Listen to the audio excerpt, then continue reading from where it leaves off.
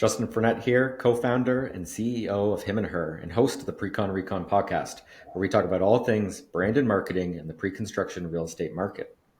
I invite leaders to share their knowledge and strategies for success, empowering our community to thrive now and in the future. This episode is brought to you by Him and Her, a creative agency specializing in exceptional branding for real estate and high-end consumer goods. Over the past 9 years, we've helped shape and launch over $3 billion in pre-construction real estate projects, crafting and executing marketing strategies that deliver extraordinary results. From rentals to sales and from townhomes to master plan communities, we unlock the full value of every project through strategy, brand, storytelling, and experience, all powered by data. If you're launching a pre-construction project and want to learn more, reach out to us at himandher.ca. My guest today is Ryan Funt. Ryan is the VP of Marketing at Fitzrovia and has over a decade of professional real estate and marketing experience. Under Ryan's leadership, Fitzrovia has earned recognition for several award-winning marketing and advertising campaigns. Previously, Ryan worked as regional property manager for a large Canadian multi-residential operator, where he was responsible for the eastern portfolio of lease-ups as well as stabilized assets. Ryan has also graduated from Dalhousie University with a Bachelor of Commerce with distinction and a Bachelor of Environmental Design and Architecture. Ryan, thanks for joining me today. It's my pleasure to be here. Thanks for having me, Justin. Now, before we dive in, I always like to ask what it is that you love about what you do. What is it I love about what we do? Just delivering for our end consumers, our residents. They're the heartbeat of this business. And obviously the business wouldn't exist if it wasn't for, the residents that call our many communities home. And so that's really what drives me. Amazing. And now what about you and your story? How did you get into marketing and in specifically the real estate industry? I find the average is most people, it's accidental. Was yours purposeful? It's such a good point about it being accidental. Maybe I'd say a bit of both for sure. Maybe I'll start by saying that real estate and hospitality specifically have always been sort of a lifelong kind of passion. I was the kid that spent hours on fourseasons.com and ritzcarlton.com just cruising those websites and their portfolios and list of locations, and was definitely the 12-year-old that was biking around my neighborhood here in Toronto, touring open houses eagerly and excitingly just to see the real estate and the spaces. And so I think that interest really kind of started at an early age. And as you alluded to, I'm an architecture grad, I'm a business grad. And so I've always loved design and how spaces can make you feel. In terms of my career, to an extent, I did kind of fall into the business. I didn't really imagine that I would land in operations, but my first role was as a property manager for Dell Property Management, parent company being Tridel.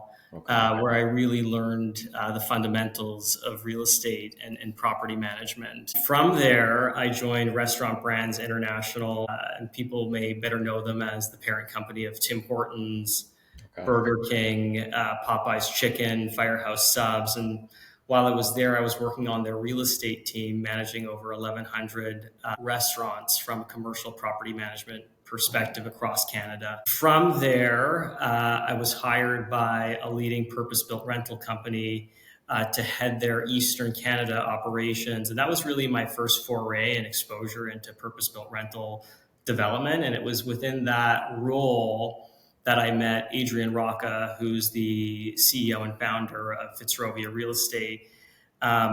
And it was working under Adrian where I was encouraged to take on a role in marketing. And sitting here kind of 6 years later, I'm still very much energized. We've achieved so much, but I truly feel like, Justin, I'm just getting started. It's amazing. Well, now, how has that experience then at Fitzrovia and taking on marketing and the success you've had really changed maybe how you think about brand and marketing? And it sounds like maybe you had a mentor, but was there any other mentors that really helped you on that journey? So many, and probably too many to name on a 1 hour segment. But what I will say is, my operations background really gave me the foundation that I think few marketers in the field have, from understanding core PMS systems and vendor management to hospitality and client service. That experience really allows me, I believe, on a daily basis to collaborate more effectively with construction teams, with leasing teams, with ops teams, and really bridge that gap between creativity and execution within the field that we operate. And so maybe to expand, like my passion for architecture, design, and art definitely fuels my obsession for detail and aesthetics. But again, very, very fortunate and grateful for that early experience in operations. So maybe to summarize, definitely have a combined skill set when it comes to design and business, and balancing the two. Yep. The realities of what it takes behind the scenes, that customer experience journey. So much, it's simple at face value, but there's a lot of moving pieces. Totally, 100%. Now, what specifically about Fitzrovia drew you in? You mentioned some big names, some big organizations. It looks like you weren't bored what you were doing. So why the switch? What was it that pulled you? Was it the people, the product, the vision? I think ultimately it was Adrian's vision, right? Okay. Like I think what Adrian has done with Fitzrovia and the team is just truly incredible, right? We have a fully vertically integrated business model that takes you all the way from planning through to operations, right? And when you have that vertical alignment, Justin, you're going to build faster, you're going to deliver better, you're going to create more purposeful outcomes, I believe. When you have everybody that's rowing in the same direction, it's incredibly powerful. I'll say that. So I think the opportunity to work with a company that's end to end is what excited me most about Fitzrovia. Okay, amazing. Now, day 1 to 6 years later, I think you said, what's been the biggest evolution you've seen in yourself? Oh, the $1 million question. Well, I'd say that when I started at Fitzrovia, we were a very different company. Maybe just to give you a bit of a flavor for that, like I was the marketing department, right? We now have a team, but I was the sole marketer. And so I touched virtually everything. So brand identity, ad creative, signage, websites, social media posts, like down to the singular social media post and drafting a caption, to what intersection in Toronto are we going to place an A-frame at. And so, definitely still involved in some of those things, but definitely from more of a macro perspective as the team lead. And so what I'm appreciative of is, that those days were deeply rewarding, very hands-on. I loved the hustle. I loved, some of the creative freedom as we were kind of, getting to know ourselves a bit better. And kind of fast forward to today, like Fitzrovia is still an incredible place to work. And I love it as much as I did day one, but we're now a very different company. We have over 400 employees. We have a full marketing team, as I mentioned, that spans across Toronto and Montreal. And so my role has definitely shifted a little bit into more strategy, mentorship, brand leadership, and definitely still love getting into the weeds. Most recently, I decided to take on a video project, which will be the new hero video for our new corporate website, and kind of took that from concept all the way through execution, and worked closely with our EVP design, Bahar Poosh, on that. And so would say that now definitely more macro focused, but take great pride in empowering the team to run autonomously. I truly believe that we have one of the most talented marketing teams in the country. Amazing. I love that. And that's a testament to, what you've helped build in a short time, really. Now, for those who maybe aren't as familiar with Fitzrovia, you gave some hints. It's fully integrated. You mentioned some markets there. Who are they? What do they do? Yeah, no, great question. So we're essentially Canada's largest developer of purpose-built rental in Canada, and I would argue that we're the leading rental housing firm in Canada as well. So as we kind of talked about, everything's done in-house, so vertically integrated. So from development, your planning, virtual design and construction, interior design, marketing, leasing, property management, all done in-house end to end. And what that means is more seamless handoffs, right? Higher quality and faster delivery of projects. And then I would say most importantly, and I kind of alluded to it at the beginning of this conversation, is residents are at the center of every decision here at Fitzrovia, kind of hard stop, right? So really, I think one of the advantages of being totally vertically integrated is that we're driving higher satisfaction, stronger loyalty, and then, of course, exceptional resident retention, which is really where the bread and butter is in this business. Yep. Yeah, really no different than the software industry. Every tenant you lose is another one you have to win back on top of the new buildings you're launching, etc. Now, your website, reimagine how people live. You talked about the resident is the center of everything you do, fully integrated. What would a tangible example of reimagine how people live be from, the last couple projects, one you've got coming up? How would you visualize that in action to somebody? I think it's kind of the sum of all of its parts, right? I don't think it's one singular action, but more of a guiding philosophy that we have here at Fitzrovia, right? And that philosophy being that, we're a hospitality first organization, and we're certainly inspired by the world's most celebrated hotels, right? Yep. We're not necessarily inspired by, the rental down the street, right? We take lessons from, the best of the best. And that's why all of our on-site team members are trained by the Disney Institute. We fly everyone down to Orlando, Florida, which is a huge investment in people. Wow. We bring in the Ritz-Carlton on a frequent basis to train our on-site staff. And this year we're actually working with the Forbes Travel Guide as well. But kind of building on my point, like it's more than just one specific input or action. Amenities as an example, they're completely unmatched at Fitzrovia, right? From ski simulators to Scandinavian spas to professional basketball courts, to our own in-house Bloomsbury Academy early childhood education centers that we run internally, to third wave cafe bars that, again, we run personally. 10 Dean Cafe Bar in our lobbies, which definitely make our lobbies feel more like activated hotel lounges than a typical rental building, to complimentary healthcare through Cleveland Clinic Canada at our collection communities.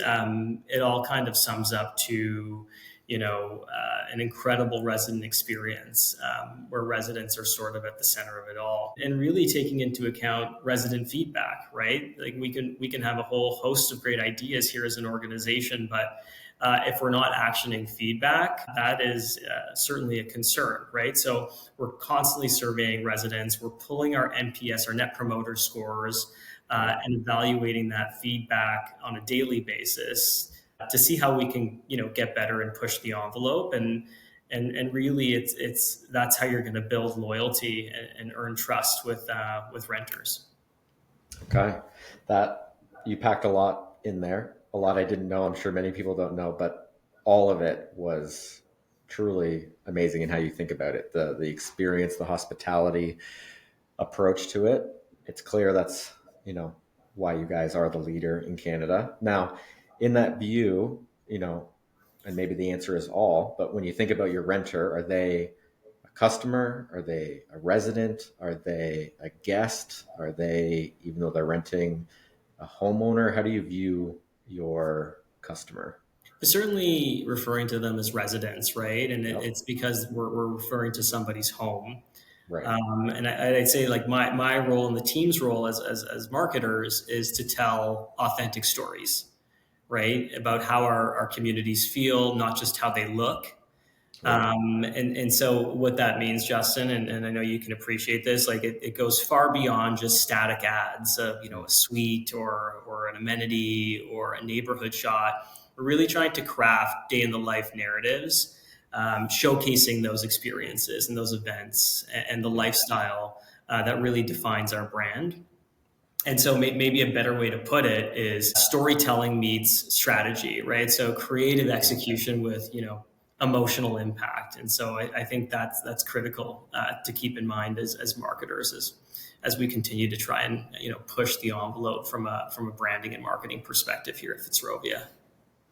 Yeah, totally. Even the lifestyle and simple things like, we've done just simple photo shoots of a family making cookies. Like it's those, you live your whole life in these environments, and there's lots you can capture and record about that. And the lifestyle more so than the people, like you said, it doesn't matter what they look like. It's what are they doing? How are they living in that space? Exactly. Like at the end of the day, like our buildings are stunning and bold architecturally, with incredible craftsmanship, but it's about, what actually takes place, inside those four walls that make a difference. And that's the true essence that we're trying to showcase to our prospective residents as we tell those stories. Beautiful. Now you mentioned fully vertically integrated internally. You've got an agency team in-house. What does that agency team look like, and when and if and why do you pull external expertise into your vertical integration? Yeah, good question. I mean, we certainly have a strong internal team, as I alluded to, that manages our digital strategy, all of our analytics, our organic social media feeds, vendor management, and our campaign execution. Yeah. But I think to your point, like agencies still play a critical role in seamless execution, whether it's a best in class branding firm that's going to deliver on a really good brand identity, whether it's a great visualization studio that's going to really knock it home in terms of your rendering quality and your 3D animations and your videos. We see it like even with AI technology, right? Like we can do a lot in house, but there's certain firms that really just have a great edge when it comes to utilizing some of these newer AI technologies. Yeah. And of course, you're going to have a photographer that just has an incredible eye for detail and lines and angles, and a great signage vendor or a creative production house. So there's a role for external agencies in our business, but certainly a balance given that we have such capable expertise in house here at Fitzrovia. Yeah, and you've obviously got the scale to warrant a full team. Some smaller outfits just can't warrant a full team internally. They're just not busy enough. You guys have a large portfolio, that customer touch point, and it's clear from everything you've already said, you appreciate that every touch point, whether it's that ad, how fast is your contact form response time, somebody walking in, all of those touch points are your brand, are your customer experience, and you guys clearly don't cut corners, so it makes sense. Now, on the branding front, many of your projects have unique names. You've mentioned the storytelling approach. How do you typically develop those narratives? Are you pulling from history on the site? Are you pulling from a unique architectural element, the location? How do you typically drive those stories that behind these unique brands? Yeah, great question, and very, very astute eye you have to kind of pick up on that. Yeah, for sure. Like each property has its own brand narrative. We kind of treat it like each community is a unique piece of art that comes together to kind of make one seamless, cohesive gallery. We could sit here and talk through each and every one of them, but take the Waverly for instance, right? And you talked about like sometimes the site kind of drives the story, and in this case, it truly did. Corner of College and Spadina, you had the iconic Waverly Hotel and the historic Silver Dollar Room, both Toronto landmarks. In the case of the former Silver Dollar Room, that was an iconic music venue. The likes of Bob Dylan, Mac DeMarco, the Pixies have all kind of graced the stage of the former Silver Dollar Room. And so, the brand really took shape in the footsteps of that historic music venue. And so if you look at every touch point and every piece of marketing collateral, you'll see the connection, right? And it's done so thoughtfully, whether it's the print brochures that emulate the look and feel of a vinyl record sleeve, whether it's the fact that each floor plan is named after a Canadian musician, like Feist and Gord Sinclair from the Tragically Hip, right? It all kind of connects back to the iconicness of that site. And so, the proof is in the pudding. That year we won several awards at FERPO and Build. And I think maybe what's even more important in this particular case is we had such success leasing up this community, which is a 5-minute walk from the University of Toronto, that we have created a whole investment thesis behind the Waverley label.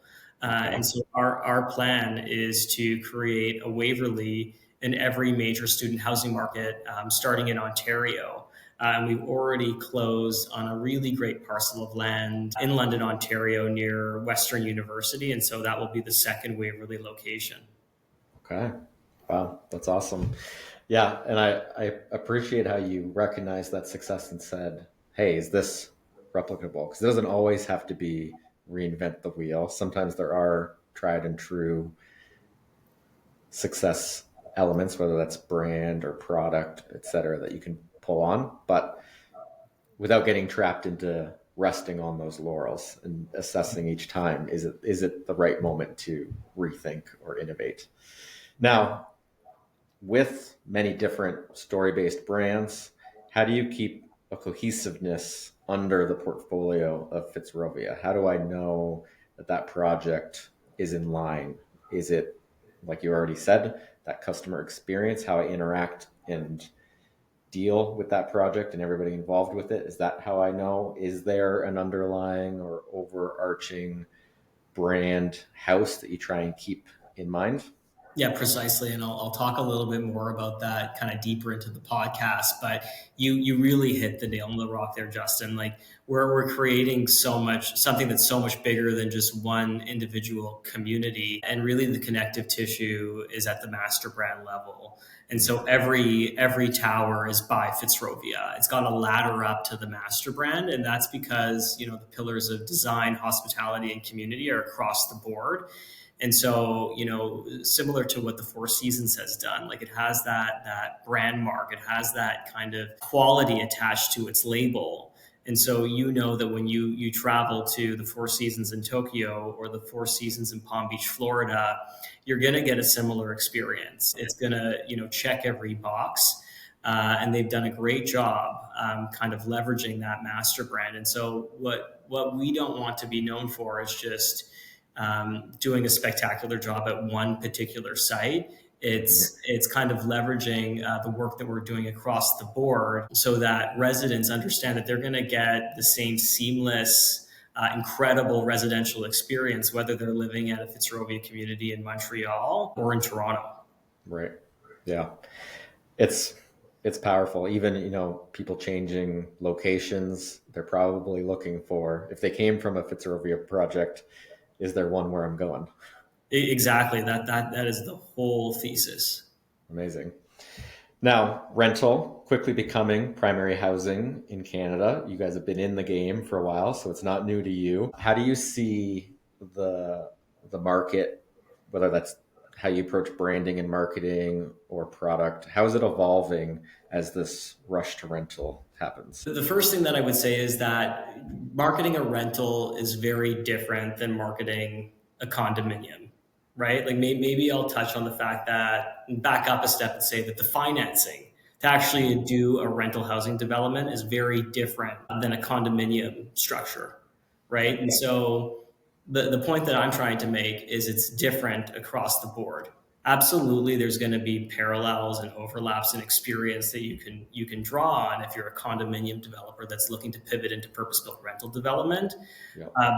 But by no means is it the same circus. And so on the marketing side, the phasing is very different. We're not simply selling a product and then moving on to the next launch, right? We're always in leasing mode. We're always in sales mode. Right? It's a rental. People give notice. They move out, and you have to fill that vacancy. And so it's a marathon. It's not a race. And you have to be prepared for it and be open to those different lessons that are going to come across your desk as a rental housing marketer versus, let's say, a condominium marketer. Yep.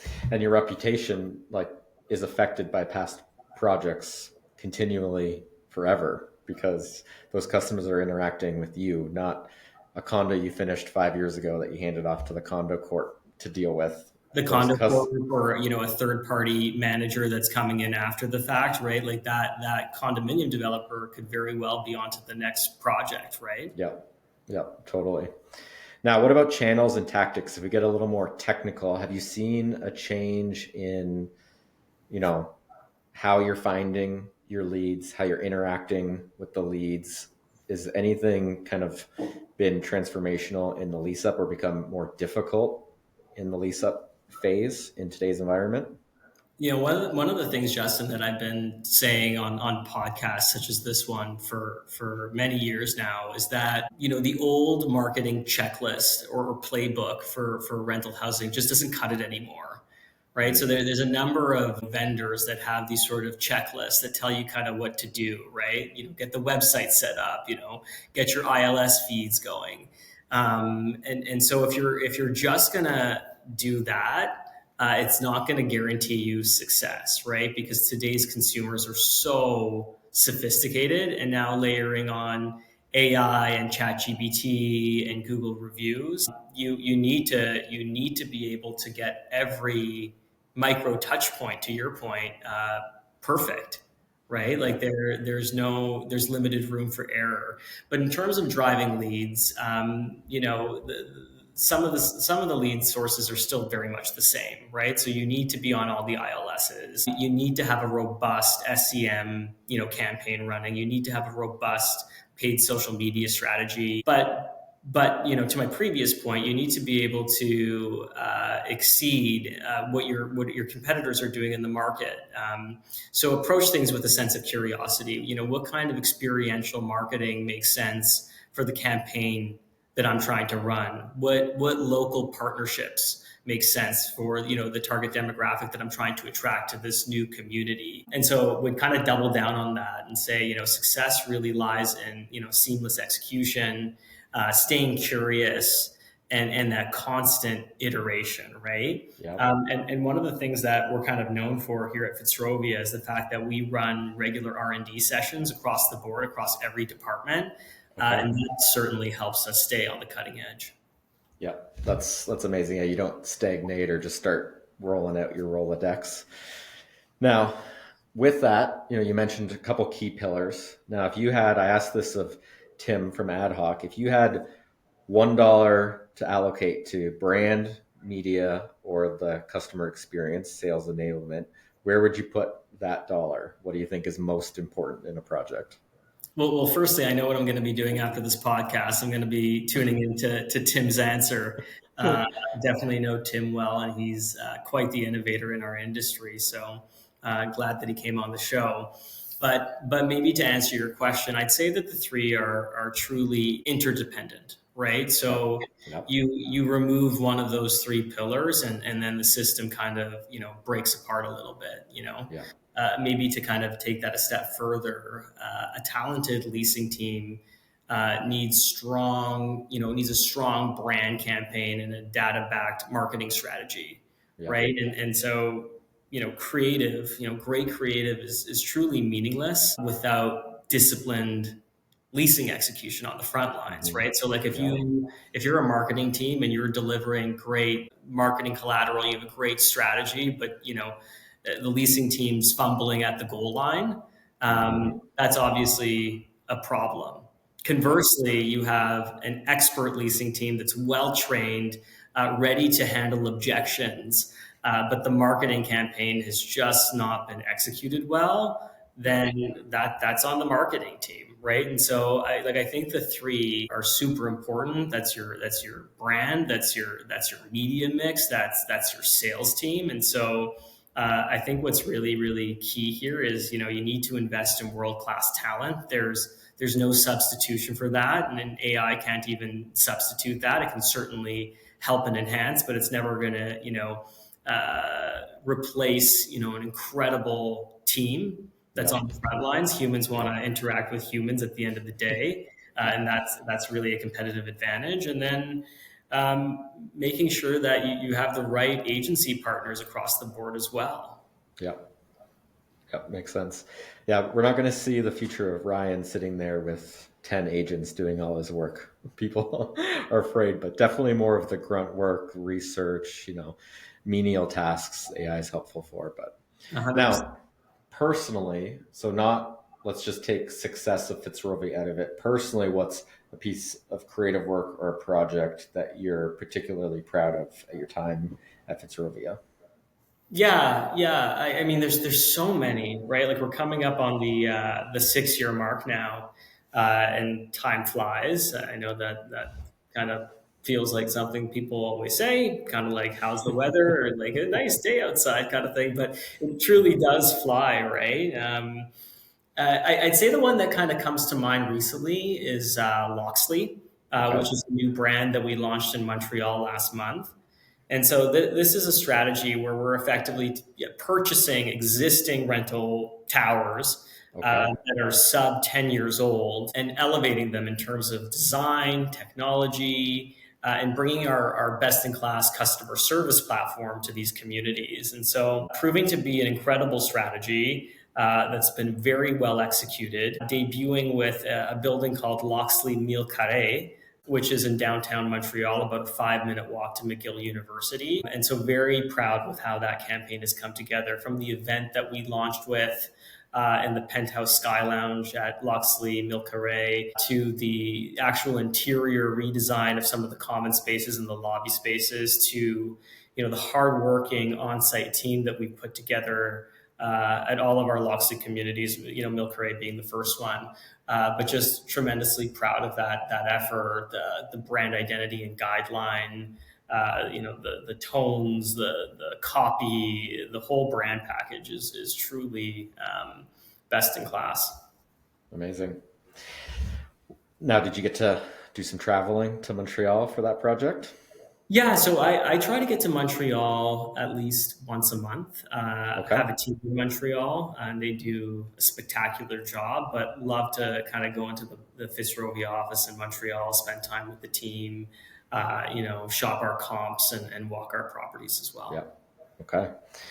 Now, we've been talking a little bit about this already, the shifting market. Where do you think is the biggest opportunity from your perspective in the shift, even though it's clearly a challenge, versus those entering it? So what is your opportunity, having been founded in the purpose-built rental space, with the rush coming in to the scene? Yeah, like listen, like I'll say that the sector across the board faces challenges, and I'm sure you've heard that probably a dozen times in the last week or so.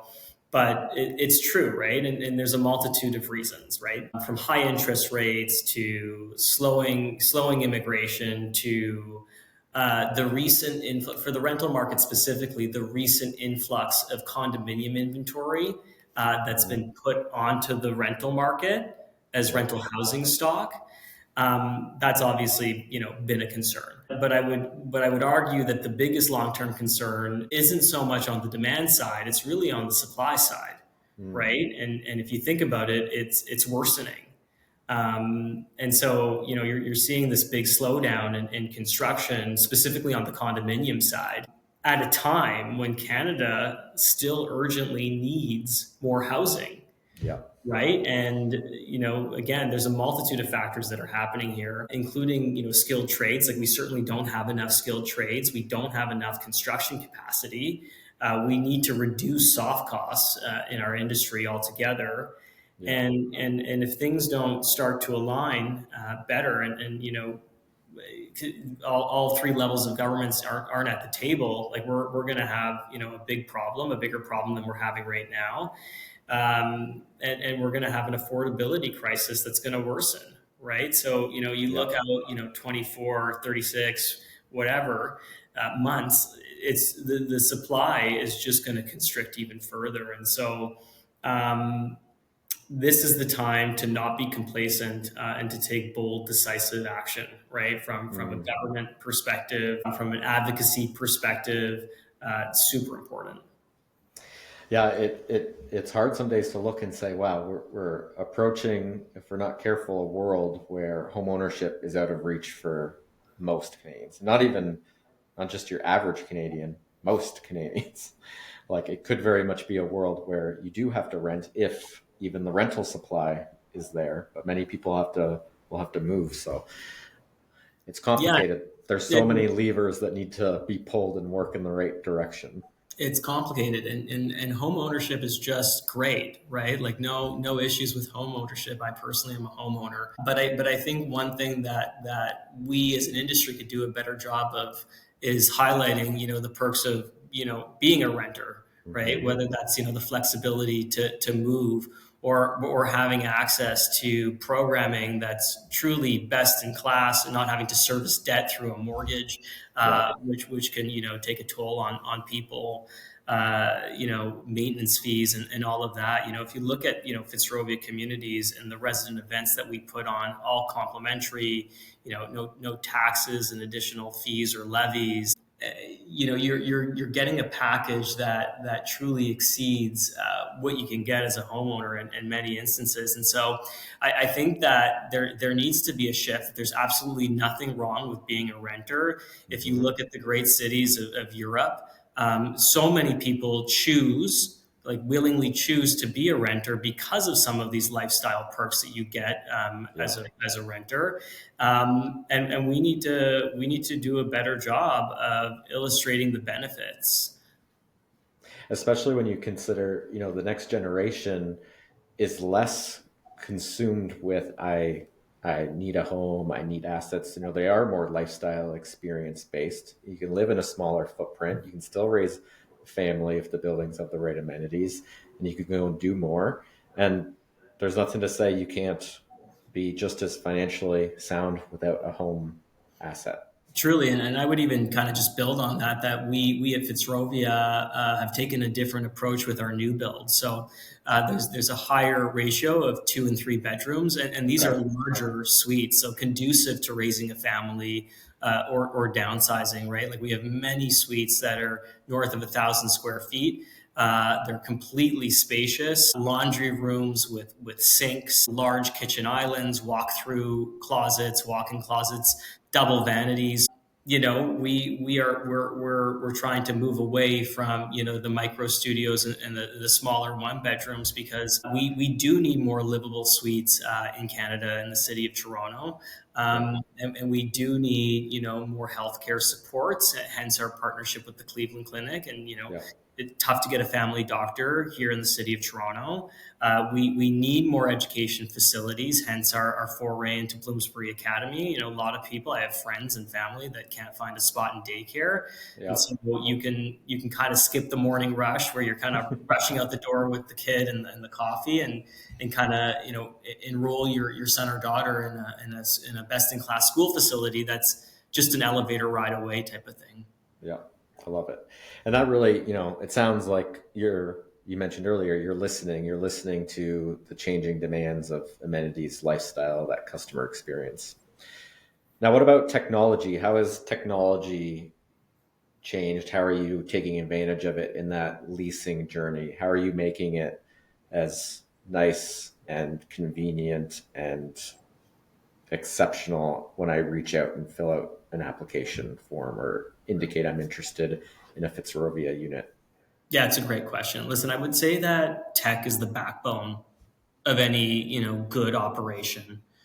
And so, as I like to say, lead to lease, but also from lead to life is probably a more accurate depiction of the life cycle. So, especially when we're referring to technology. So we invest in the best tech stack, right? So that's all the way from ILS optimization to social media integrations, virtual tours, real-time availability of suites and rental rates, advanced CRM and PMS systems, all the way through to the life stage, right? Which is, your resident mobile app, where you can book amenities, go on the online marketplace, be in touch with your neighbors, all of that stuff, access control, through your mobile phone. All of that is super important. It's your tech stack that's going to be the backbone of any, successful property management operation. And I think the importance of tech is going to get more relevant, specifically in the property space, especially with AI. I know AI is the buzzword right now, but Yep. I think we've all seen just how much ChatGPT, which is one specific platform, has transformed our world. It's going to be in everything, right? Yep. So Yep. I think that we actually have a long way to go in terms of improvements because of AI coming into our space. Yet the speed of opportunity, the speed of challenge, the speed of everything is just escalating faster than I think most people can even comprehend. So the opportunity there is you can lead the pack in taking advantage of it, but your competitors, there's just so many opportunities and challenges that come. And that kind of leads into my next question is when you think about the future, whether that's 1 year or 10 years out, where is Fitzrovia focusing its innovation? Is it product evolution? Is it geographic expansion? You touched on some of these. You touched on productizing brands. You touched on this new concept of revamping an old one. Like really looking further out. Where's the opportunity? Where's your focus? First, I would say that demand for housing is only going to grow, and I made that point previously, and so we're going to continue to build into that opportunity. We're going to expand across Canada. The next market that we have our eyes on is Vancouver.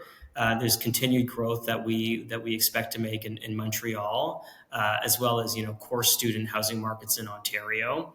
But we've talked about it a little bit on this podcast, Justin. But innovation and R&D is in our DNA here at Fitzrovia, and so I think I mentioned it, but we have an exclusive R&D community and committee here at Fitzrovia, and so the other thing that I would say about that committee is it's relatively flat, right? So anyone can bring an idea.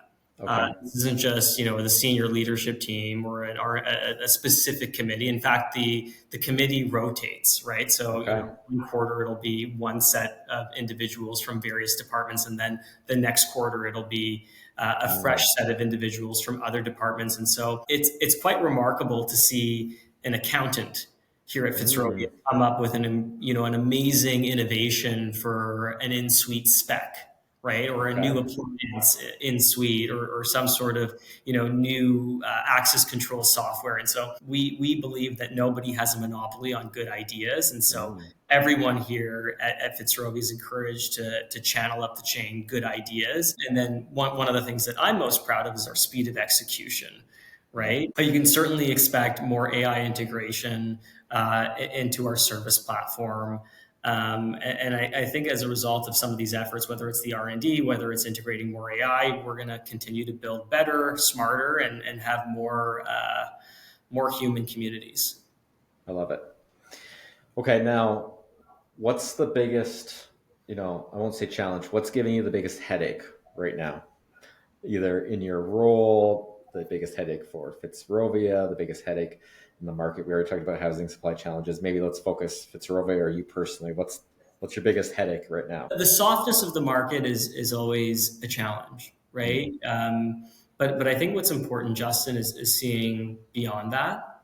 Yep. Right? Like we have an incredible product that we can stand behind, and so Adrian, our CEO, always says that he's more of a glass half full kind of guy versus a glass half empty. And so that type of mantra kind of permeates through the organization. And so when we're having tough days, whether it's because of leasing velocity, because of a soft market, it's really important to kind of see past that and see the finish line and where you're going, and not just be so stuck in the moment.